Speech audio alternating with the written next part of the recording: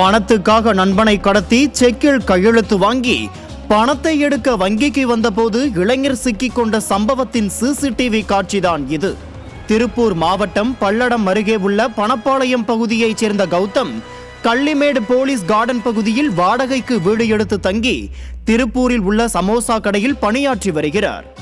கௌதமின் பள்ளி பருவ நண்பர்களான ராஜேஷ்குமார், ராஜு ஆகியோர் தற்போதும் அவருடன் நெருங்கி பழகி வந்துள்ளனர்.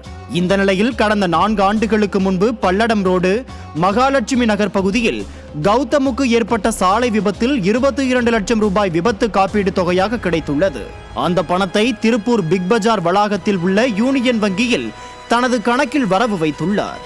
கௌதமுக்கு லட்சக்கணக்கில் பணம் கிடைத்ததை தெரிந்து கொண்ட நண்பர்கள் ராஜேஷ்குமார் மற்றும் ராஜு அதனை கைப்பற்ற திட்டமிட்டு மேலும் 4 பேரை தங்களுடன் சேர்த்து கொண்டு கௌதமின் வீட்டுக்கு சென்று அவரை கடத்தி உள்ளனர். பின்னர் மகாலட்சுமி நகர் பகுதியில் ஒரு வீட்டில் அடைத்து வைத்தவர்கள் கத்திமுனையில் கௌதமை மிரட்டி 3 லட்சம் ரூபாய்க்கு செக் போட்டு வாங்கி உள்ளனர்.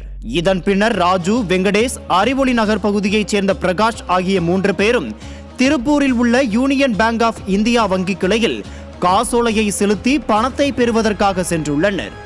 இதனிடையே தன்னை அடைத்து வைத்த இடத்திலிருந்து சாதுரியமாக தப்பிய கௌதம் உடனடியாக சம்பவம் குறித்து பல்லடம் காவல்துறைக்கு நடந்த விவரங்களை தகவல் அளித்துள்ளார். இதையடுத்து பல்லடம் போலீசார் திருப்பூர் தெற்கு போலீசாரிடம் பணம் எடுக்க வரும் நபர்கள் குறித்து தெரிவித்துள்ளனர். இதனைத் தொடர்ந்து வங்கிக்கு விரைந்து சென்ற சிறப்பு நுண்ணறிவு பிரிவு போலீசார் காசோலையோடு வந்தவர்களை மடக்கிய போது அவர்களில் மற்றவர்கள் தப்பித்துக் கொள்ள பிரகாஷை துரத்தி சென்று பொதுமக்கள் ஒத்துழைப்போடு சுற்றி வளைத்து மடக்கினர். இந்த காட்சிகள் அங்கிருந்த சிசிடிவியில் பதிவாகி உள்ளது.